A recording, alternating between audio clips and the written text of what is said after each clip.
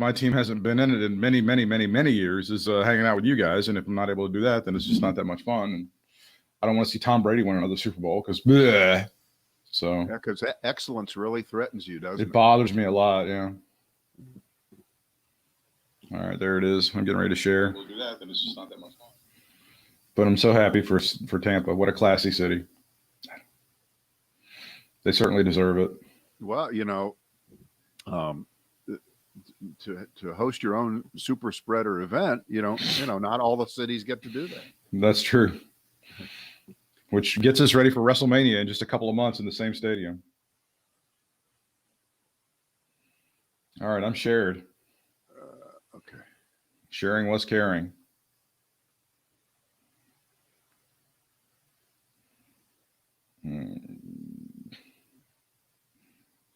Okay, I'm sure that's there.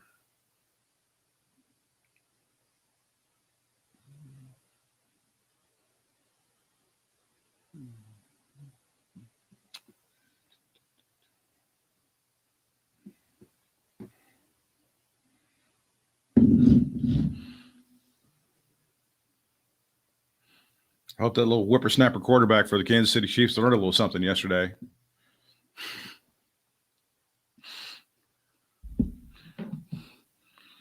Make all the snide remarks you want to about Generation X, by God. They're still in charge. I don't know. I don't know what that means. Karate Kid learned from master. That's right. Wax on, wax off, ass. Put that over there. What's that thing sticking out over? Is that it? Okay. Get it out of the frame. Okay.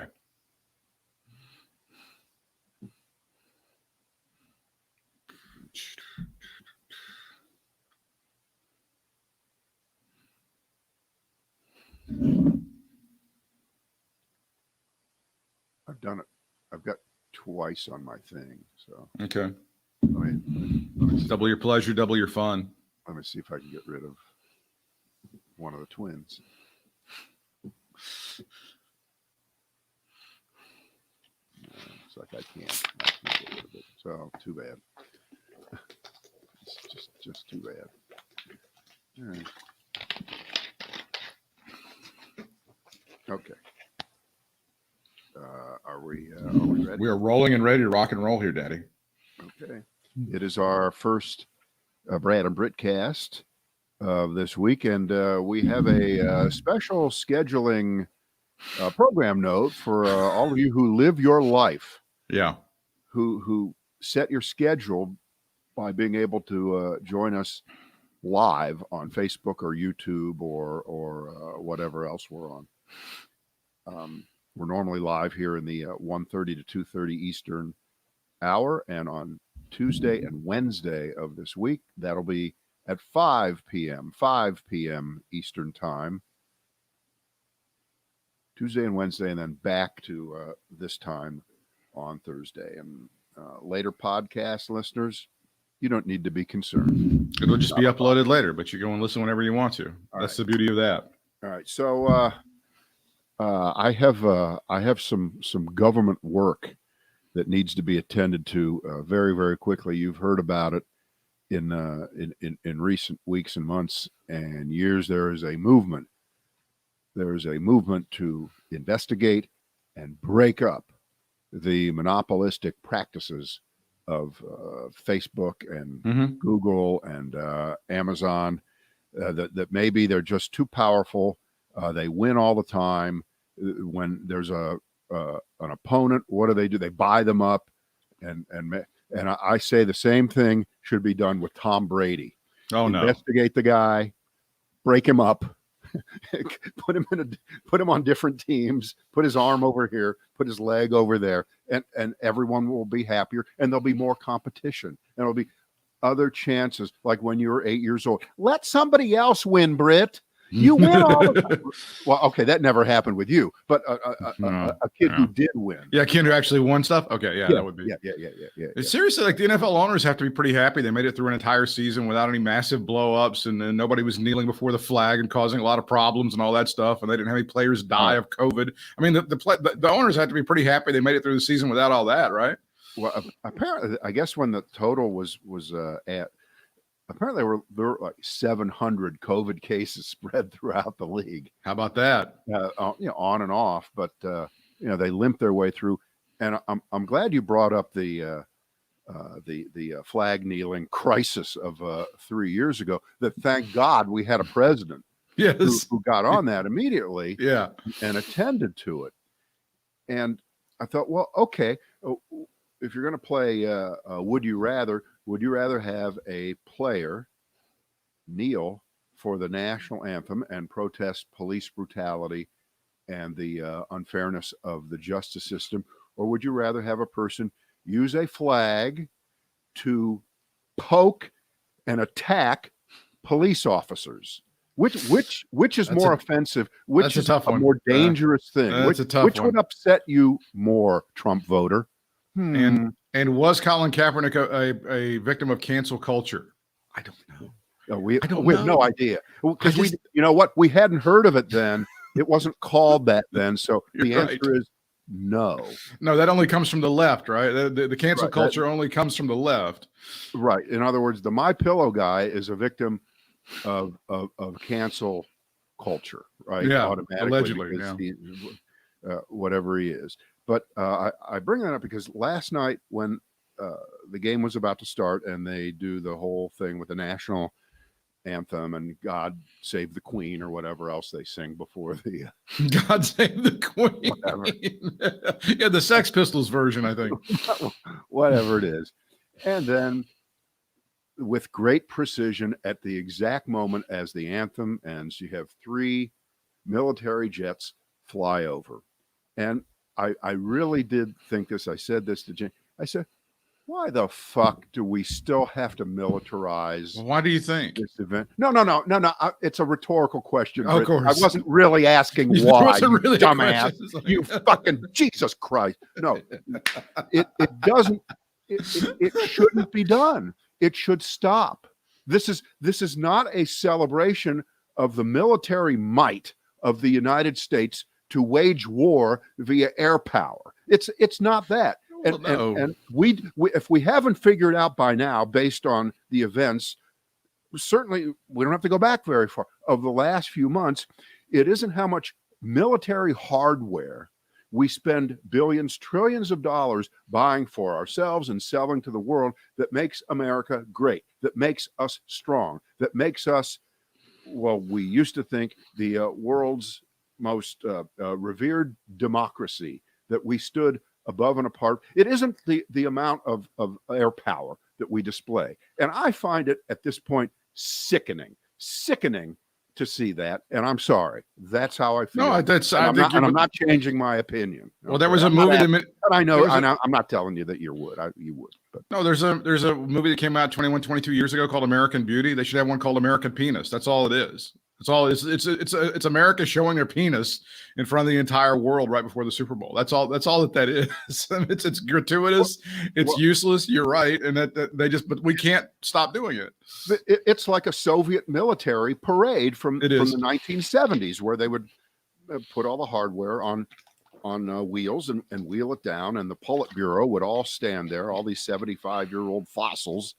And they would salute it. We just do it at football games. Yeah, look at our penis. And we do it at the World Series. Oh yeah, to be fair, we do it there too. I think they do it in some of the college football games and stuff like that. Sure, right. And this other and this goes back to the old discussion, and this is as old as I am probably.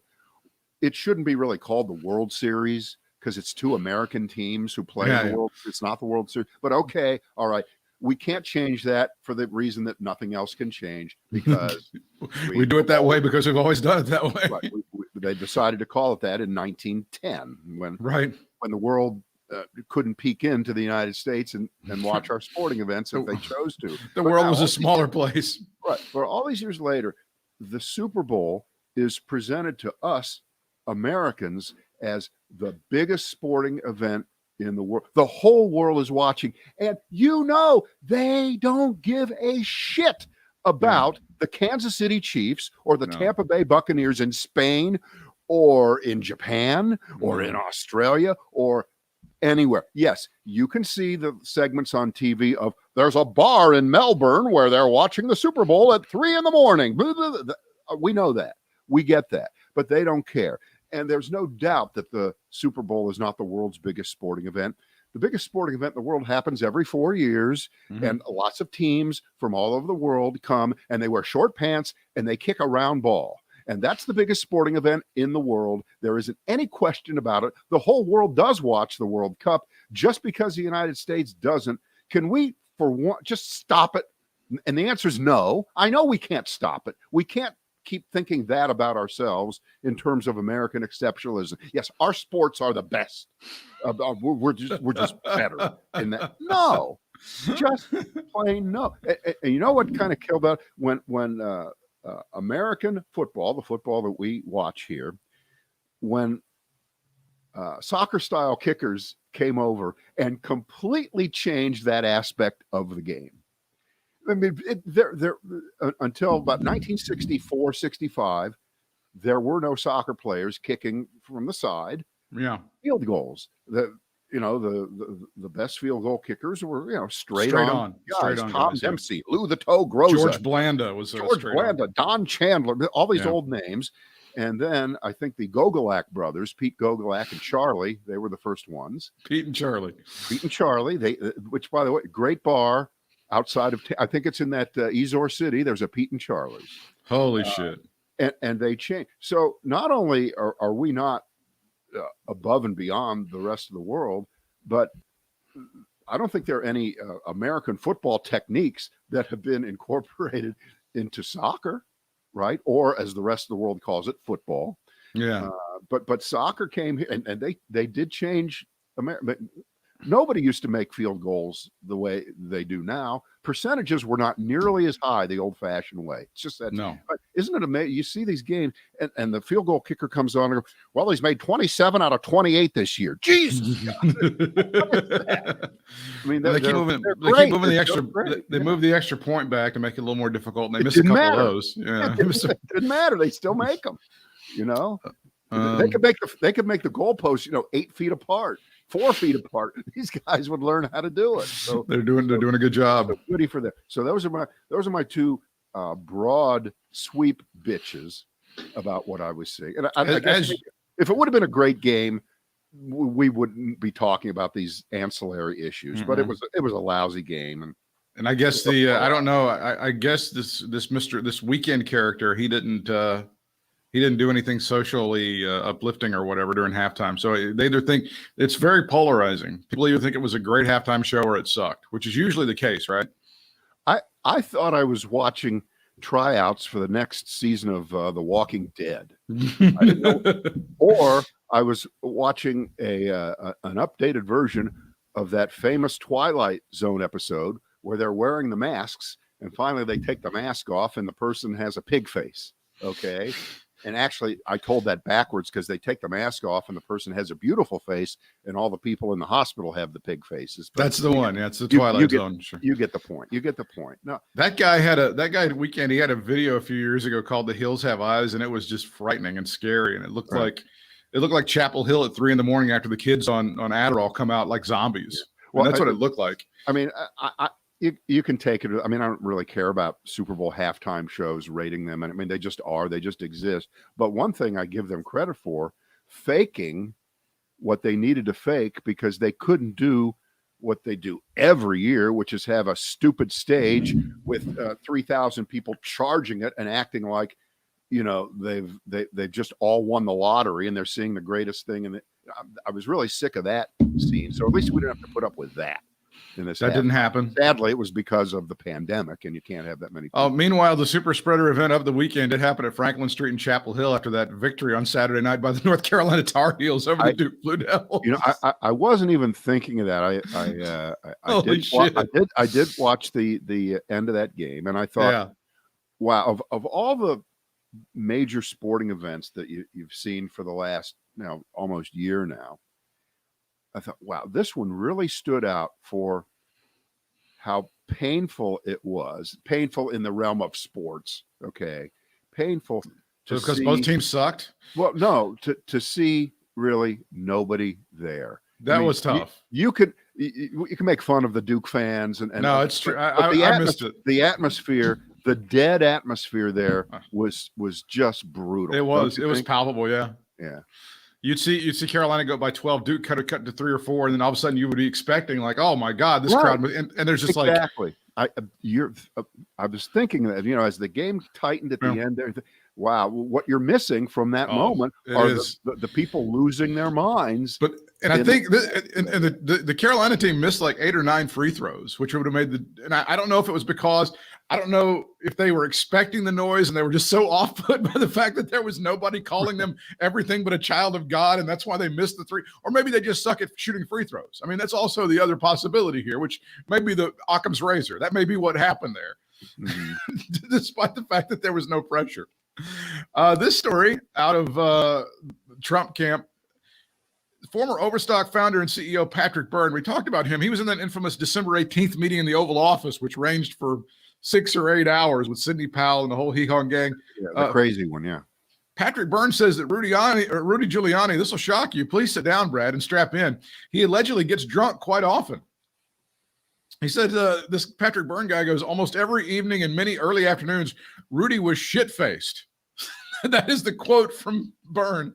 This detail comes at the end of a terrific Daily Beast deep dive that focuses on Trump dead enders. So Rudolph Giuliani, it is confirmed, gets shit-faced on a regular basis. I'm sorry, but I find the fact that he latched his wagon to Trump and the fact that he was such a beloved character in this country at the early part of this century, and now that's all evaporated to an entire generation of people. He's just going to be drunk, old, creepy granddad, right? From the Sacha Baron Cohen movie.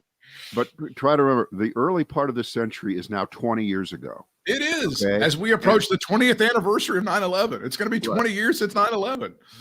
And there can be a distinct difference between someone at age 55 and 75. Yeah, there can be. I think you're really seeing it here. And to be as charitable as possible to Rudy Giuliani, there's not a lot going on anymore in terms of his ability to function as a normal human being. I mean, it's kind of over, and the alcohol, of course, is a symptom of that, because under normal circumstances, you hire a lawyer who is there essentially to try to save your skin, save your life, save your career, save your reputation, and he's drinking all the time. I mean, there's not much to say. I mean, he's just a pathetic character at this point who, when they do make the movies, you wonder who's going to be playing him. I mean, there's a lot of people can shave their head and do that part well. I am sure it won't be a problem of casting Rudy Giuliani. Sadly, Joe Pesci is too old. He can't do that. I think I'm looking at Richard Dreyfuss. I'm looking at Dreyfuss doing that. No way. He can look as old. I mean, he looks as old as Rudy. Come on. I guess yeah. You can't have somebody 40 playing Rudy either. So. No, there's no way. Anyway, all right. So I like that. That's a good nugget.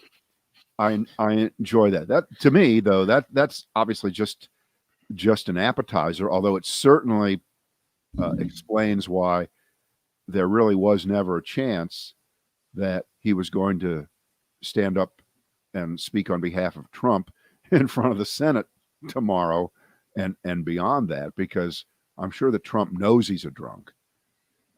But he was loyal to me, so I like him. You like me, I like you, kind of thing. And that's the kind of loyalty Trump shows to somebody like that. Okay, great. The impeachment trial starts, impeachment 2, this time it's for real, starting tomorrow. Brad, they have a fantastic piece in the Washington Post about one of Trump's impeachment lawyers, Bruce Castor. I don't know if you saw it, but he is, if you read that piece, it's really exactly why people hate lawyers. They originally thought he was going to get the gig back on January the 17th when they announced that the South Carolina crew was coming in. But of course, by the end of January, the South Carolina crew was out.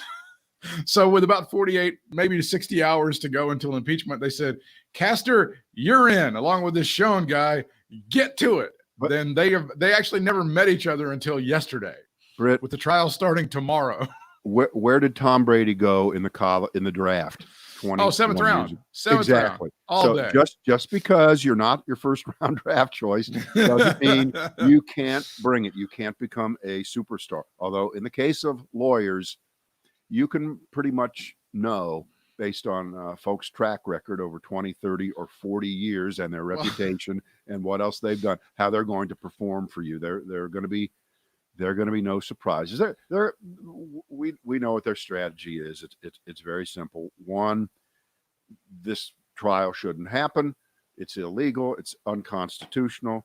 And number two, what about what happened over the summer? What about that violence? How come nobody said anything about that? Which people did say something about that. Yes. And I fully predict that the House impeachment managers, the prosecutors in this case, will shove that down the throats of these guys for going off script and being completely irrelevant in their defense of the indefensible. I mean, there aren't that many cases, and of course, this is not a traditional court case. It's not a trial by jury in the classic sense. It's a political trial. We all understand that, but that doesn't mean this is an irrelevant political exercise by the Democrats, which is what they're trying to say over and over and over again. This is just a revenge against the president. And we know that is not true. Now, to be fair, the Republicans, 3 weeks after Pearl Harbor, told Roosevelt, forget about it, let's move on, right? It was just a thing. They did. Or as I like to say right now, the defense is going to be the Ilhan Omar corollary defense, which will be some people did some things to a building and some people, that's all. Right. Nothing more. Some people did some things. That's all. But Donald Trump didn't, and he was just exercising his right to free speech. They don't bring him into it. Right? That's what they did. Right. And he was the poster child for the First Amendment, speaking his mind. I think they've said that the First Amendment. I don't think that that's going to wash. I believe they've already stated the First Amendment has nothing to do with impeachment proceeding. I think that was one of their opening salvos. Is this doesn't have anything to do with the First Amendment. This was your legal team for impeachment one, Brad. It was Pat Cipollone, former Whitewater Independent Counsel Ken Starr, and Harvard Law Professor Emeritus Alan Dershowitz. Now, some of those people have been discredited on various terms, but that's a pretty good starting three. This time around, it's going to be this Castor guy and this Schoen guy and somebody named Michael Vander Veen. So we've definitely gone to the junior varsity, it would seem, in impeachment too, because as we've talked about before, lawyers like to get what's that word paid, and Donald Trump has a tendency not to what's that word pay people. It wouldn't matter if you had F. Lee Bailey in his prime. It wouldn't matter if you had Clarence Darrow. It wouldn't matter. It just would not matter. There is no defense of what Donald Trump did and is responsible for and should be held accountable for. This is not a question. And these senators, these Republican senators, who are not only the jury, but were unwilling victim participants in the violence, when they vote to acquit Donald Trump, they will be held accountable by voters, and they will be held accountable by history. And most of us, no matter what we do, have some sense of, we really don't want people saying shit about us for the rest of our lives and after we're dead. It's just kind of a broad, sweeping thing. Most people think about that. And yes, we do think about the short term. Yes, can I make money in the next 6 months to be able to say, yeah, well, I get that.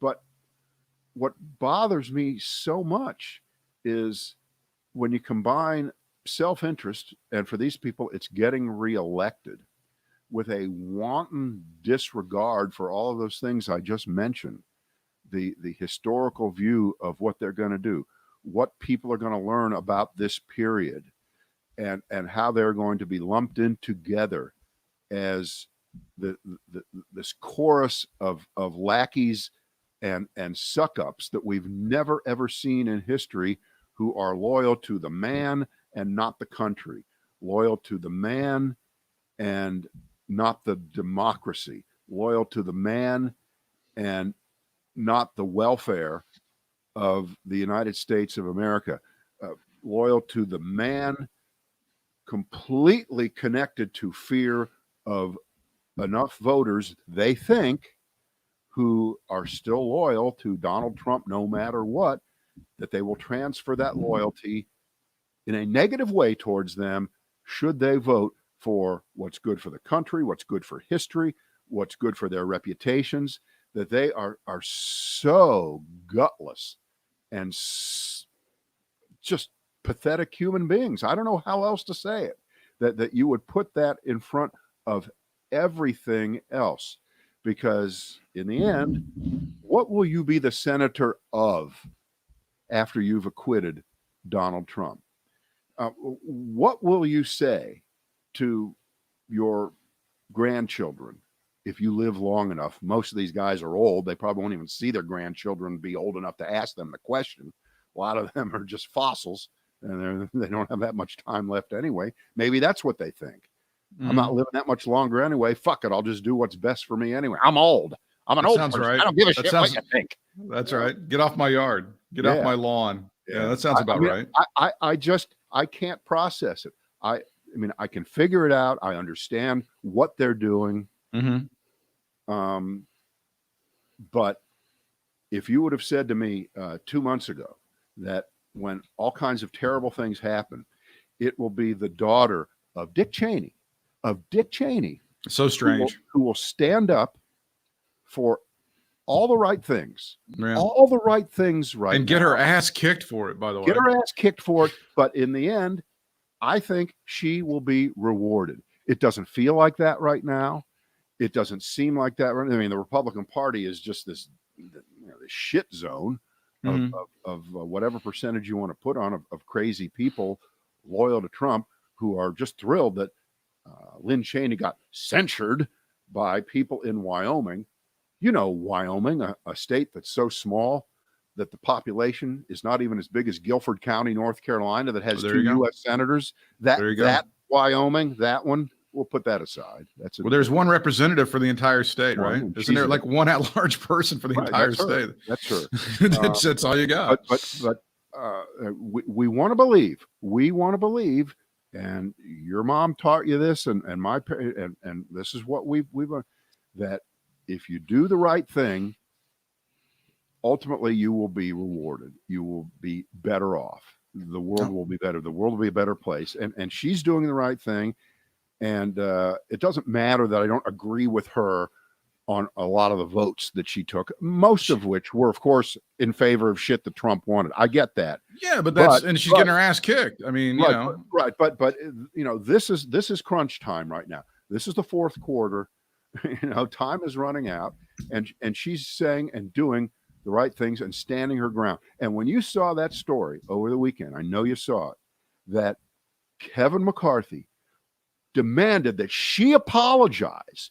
She apologized for her vote to impeach Donald Trump in the House, that she needed to apologize even after, when it was a secret vote, she wasn't tossed out at all by the people who are in the Republican Party, but in public, they all have to pretend that, you know, she needs to be burned at the stake because they're afraid of the idiot voters. And excuse me, you shouldn't insult the voters. You know, you shouldn't say that. No, we can say it very easily for about 8 reasons. First of which is we're on a podcast. Exactly. We don't. that's when we can do it. But how many chances are these Republicans going to get it to do the right thing, Brad? I mean, on January the 6th, when they saw people storming into the Capitol trying to murder them or anyone else who might have looked like a representative or a senator, there were a couple of them that said, okay, I'm out. I'm not going to challenge the results of this election. But there were a few of them like Ted Cruz, like Josh Hawley, like many others who said, fuck it. We're going to keep on. So not only did they decide not to do the right thing then, they decided, okay, we're going to bring impeachment proceedings against Donald Trump. No, don't do that. that is anti-unity and anti-America right now. So they did it then. And remember, now when there's actually an impeachment trial, they're going to do the wrong thing now. How many opportunities are they going to get to do the right thing and blow it, Brad? Well, the answer is it's too late for most of them. I mean, I'm not sitting around waiting for Ted Cruz to call a press conference and say, I was wrong. I didn't mean it. Sorry. I'm voting to convict Trump. I'm not waiting for that to happen. I'm not sitting around there. Good, because you'll be waiting a while. Right. But there have been, and we'd be here all day if we said there were hundreds of jumping off points in the last 5 years. Yes. Hundreds of them. And this is like somebody who shoplifts. And the first thing you do, you're 8 years old, you shoplift some gum. Nobody sees you. And by the time you're 15, you're a seasoned criminal, and and that's what these people did. One little thing with Trump, oh, we'll overlook it. Oh, the John McCain remark, oh, we'll overlook it.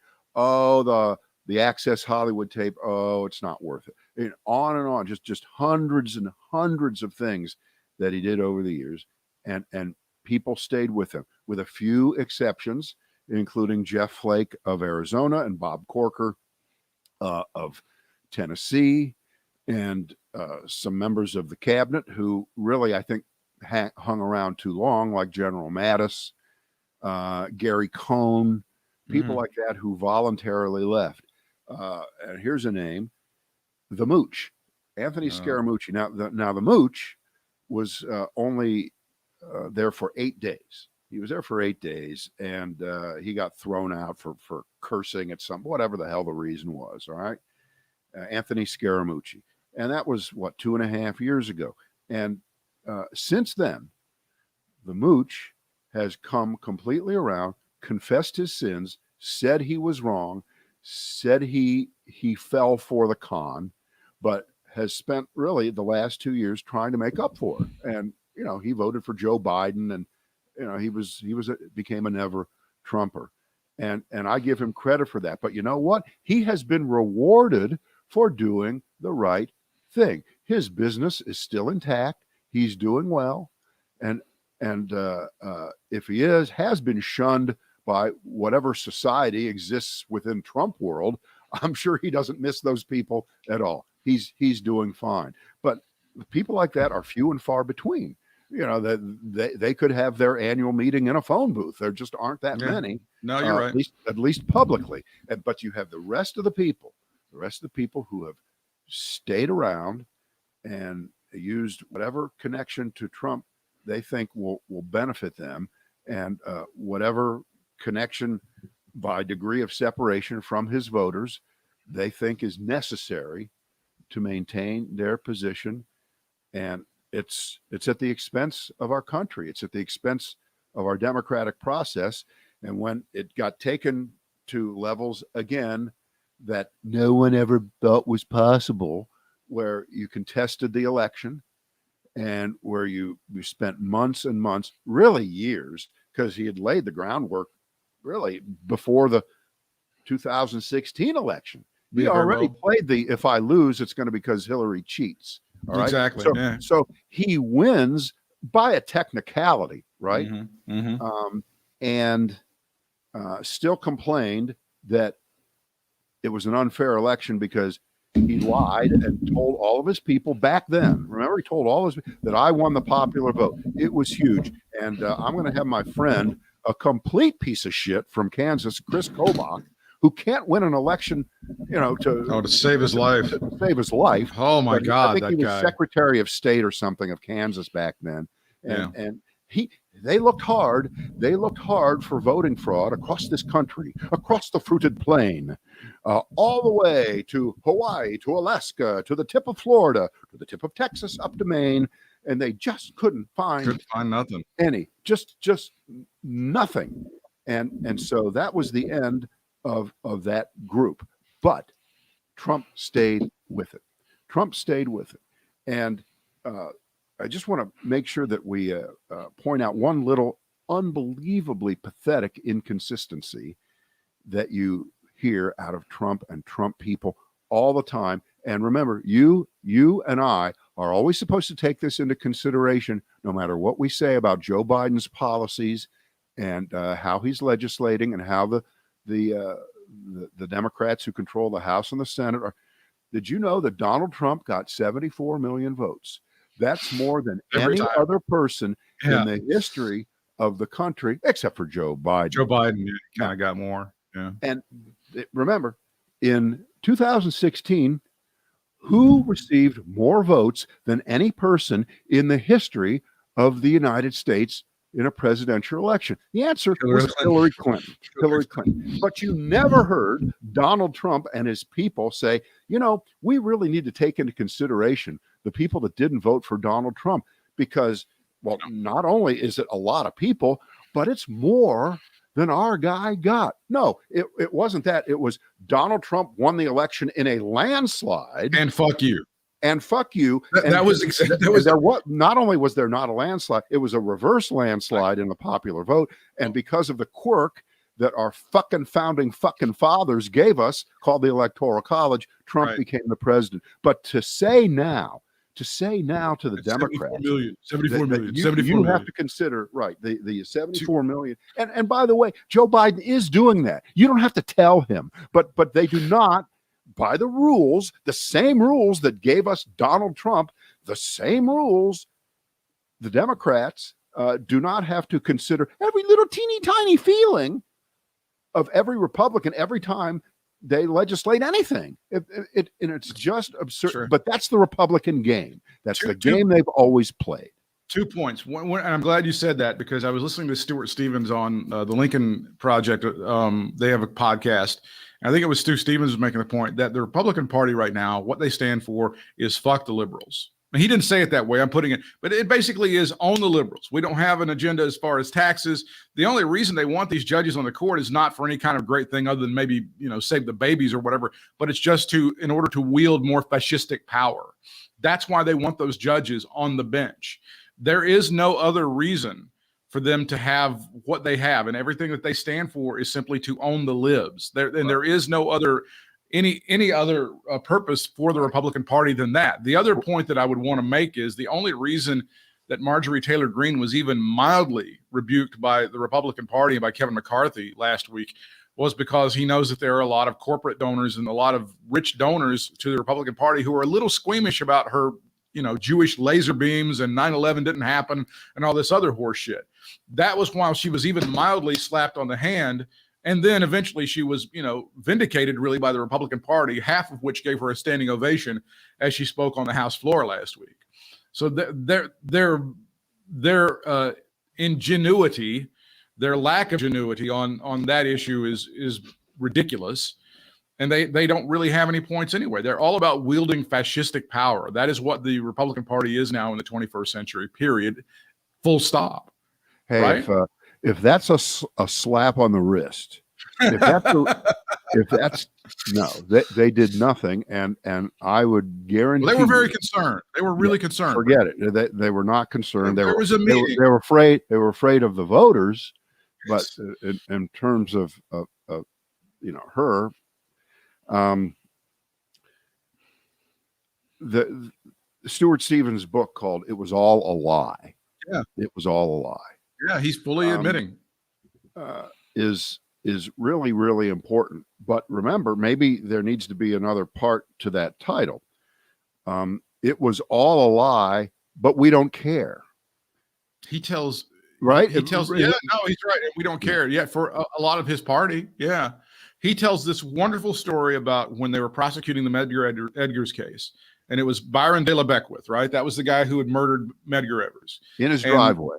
They go through it, and Stuart Stevens, the guy who prosecuted the case against Byron De La Beckwith twice, was a neighbor of theirs, and it just drove the guy crazy, just trying to get some justice for the family. Wait, Stuart Stevens wasn't the prosecutor.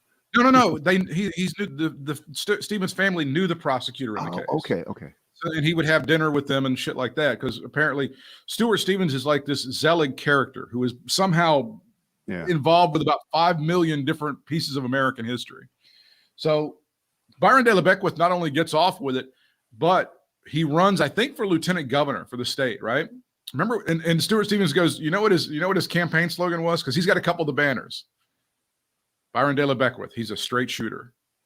Swear to God, that's what the man's campaign was, and that's what it wasn't successful, but that's how he ran, and he was saluted for people, and that's kind of the in-your-face bullshit that we are getting served now from the Republican Party of 2021, Britt, as they continue to go forward. They're slightly more subtle now. Slightly, yes. But 2 weeks ago or 3 weeks ago, whenever it was, when it was announced that she was going to be Marjorie Taylor Greene on the House Education Committee, and this was just coincidental at the same moment that the video had come out of her chasing down and harassing David Hogg, or as was always said on TV, Marjorie Taylor chased a teenager down the. Oh God! So that was an in-your-face fuck you to put her on the Education Committee. That was equal to Byron De La Beckwith, the murderer of Medgar Evers, running and saying, "I'm a straight shooter." Ha ha ha! White people, we got him. Right? Exactly. And putting Marjorie Taylor Greene on the House Education Committee when she claimed that the Parkland shootings were staged, that they were actors, right? It was a big phony. It didn't happen. That's the same thing. That's an in-your-face fuck you to everybody. And don't take our guns. If we, whatever you want to use as the analogy there, but they don't stand for anything. They just stand for owning the libs. That's all the Republican Party is for now. And that gets us to where we are right now in terms of the arguments that are going on as to how much money is going to be in the American Rescue Act, or whatever it's being called by the Democrats. You know, their starting number, and they don't want to budge from it. They don't have to, because they can pass it without Republican help, is $1.9 trillion. And with a few exceptions on the liberal and Democratic side, everybody wants to go big. They've got all 50 votes ready to go, plus Kamala Harris, if it gets down to that. Even Joe Manchin is saying, yeah, if it was up to me, maybe not as much money might go to people at the top, but for the team, I'm taking. So that they've got everybody on the team for that. So what the Republican objection, which is, again, it's nothing like waking up and rediscovering your religion of too much debt, too much deficit, too much spending, none of that, which didn't matter when Trump was president. But the Republicans' fear of that number, of course, is not that it's going to fail. It's that it's going to succeed, that it's going to really help the country get through another several months to where the vaccine gets to critical mass and tens and tens and tens of millions of people have it, and restaurants and travel and concerts and all those kinds of things really start to come back in a way that we want them to, and jobs will be created and probably quicker than we can imagine. I mean, it would be wonderful to have months where we get 800,000 or 1 million or 1.5 million jobs that come online. It won't take that many months, if that were to happen, to get things back to whatever passes for normal. And the Republicans, they don't want that, because next thing you know, there's a 2022 election coming up. Yeah. And all those members of Congress not only are going to have to, on the Republican side, account for the fact that they didn't want Donald Trump to be convicted, let alone just impeached. The senators who are running are going to have to account for that too.